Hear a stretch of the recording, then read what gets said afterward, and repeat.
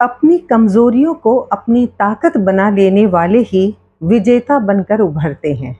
अरस्तु ने कहा था, we are what we repeatedly do, excellence then is not an act but a habit. यानी हम वही हैं जो हम बार बार करते हैं। उत्कृष्टता इसलिए एक कार्य नहीं, एक आदत है। नमस्कार, मैं ममता टंडन आज आपके सामने उत्कृष्टता की परिभाषा को परिभाषित करने के लिए उपस्थित हूं। अरस्तु के कहे अनुसार ये स्पष्ट हो जाता है कि हमारे कार्य ही हमें परिभाषित करते हैं।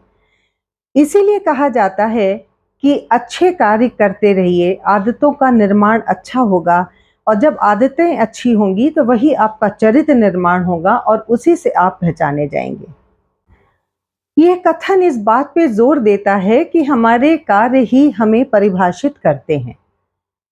अगर हम आलस, चोरी, मक्कारी, बुरे काम में अपनी रुचि लगाएंगे और उन्हीं को बार बार करेंगे तो हमारा व्यक्तित्व वैसा ही बन जाएगा और हमको लोग उसी प्रकार से याद करेंगे, उसी रूप में पहचानेंगे।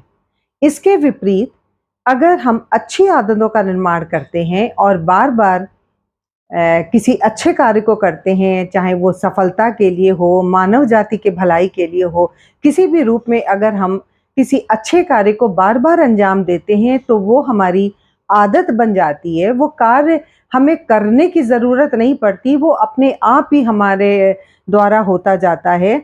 वो हमारे अंदर आदत इनबिल्ट हो जाती है और उसी के द्वारा हम पहचाने जाते हैं। इसको एक उदाहरण के माध्यम से समझाती हूँ। एक बड़ी सुंदर कहानी है। एक युवक था, उसको कराटे का बहुत शौक था और वो कराटे चैंपियन बनना चाहता था। दुर्घटनावश उसका बायां हाथ कट गया। वो बहुत दुखी हुआ, लेकिन पूरी तरह से स्वस्थ होने के बाद वो कराटे के गुरुजी के पास गया और बोला, गुरुजी मुझे कराटे का प्रशिक्षण चाहिए और मैं इसका चैंपियन बनना चाहता हूँ। गुरुजी ने कहा, तुम्हारा तो एक हाथ कटा हुआ है, बिना बाएं हाथ के तुम कराटे का चैंपियन कैसे बन सकते हो? युवक ने कहा, मुझे और कुछ समझ में नहीं आता, मुझको बस इतना पता है कि मुझे कराटे का चैंपियन बनना है। उसकी दृढ़ इच्छा शक्ति देखकर गुरुजी ने सीखने की इजाजत दे दी। गुरुजी ने उसे किक मारने का एक दांव सिखाया। काफी समय बीत गया। शिष्य ने देखा कि गुरु अपने शिष्यों को नए नए दांव का अभ्यास करा रहे हैं, लेकिन उससे सिर्फ इसी दांव का अभ्यास करने को कहते। आखिरकार चैंपियन घोषित करने का दिन आ गया। इसके लिए प्रतियोगिता हुई। वो युवक मैदान में उतरा। उसके सामने जाना माना कराटे खिलाड़ी था। युवक को एक ही दांव आता था, उसने वही लगाया और खिलाड़ी चित्त हो गया। फिर उसकी मुठभेड़ उसके दोगुने वजन के खिलाड़ी से हुई। उसने तमाम दांव आजमाए।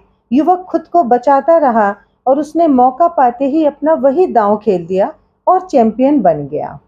खुश होकर वो गुरुजी के पास गया और बोला, आपने मुझे सिर्फ एक दांव सिखाकर चैंपियन बना दिया। गुरुजी बोले, तुमने पूरे समय में एक ही दांव पर अभ्यास किया, इसलिए तुम इसके मास्टर बन गए। इस दांव का बस एक ही तोड़ है कि सामने वाले का बायां हाथ पकड़कर उसे पटक दिया जाए, लेकिन तुम्हारे पास बायां हाथ नहीं था, जिससे तुम चैंपियन बन गए। कथा का सार ये है कि अपनी कमजोरियों को जो लोग अपनी ताकत बना लेते हैं वही विजेता बनकर उभरते हैं।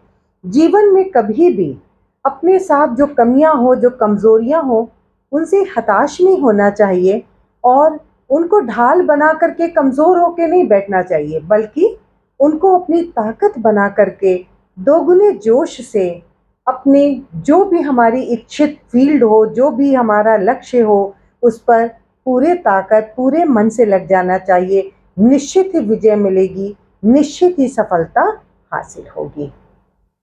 अभी तक अगर आपने मेरे चैनल को सब्सक्राइब ना किया हो तो प्लीज़ लाइक कीजिए, सब्सक्राइब कीजिए और ऐसी प्रेरणादायक बातें अपने ही तक मत रखिए, इसको ज़्यादा से ज़्यादा शेयर कीजिए जिससे और लोगों तक भी मेरा वीडियो पहुंच सके।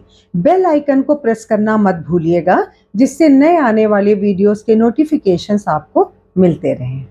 मिलते हैं नेक्स्ट वीडियो में एक नई प्रेरणा के साथ। तब तक के लिए जय हिंद, जय भारत।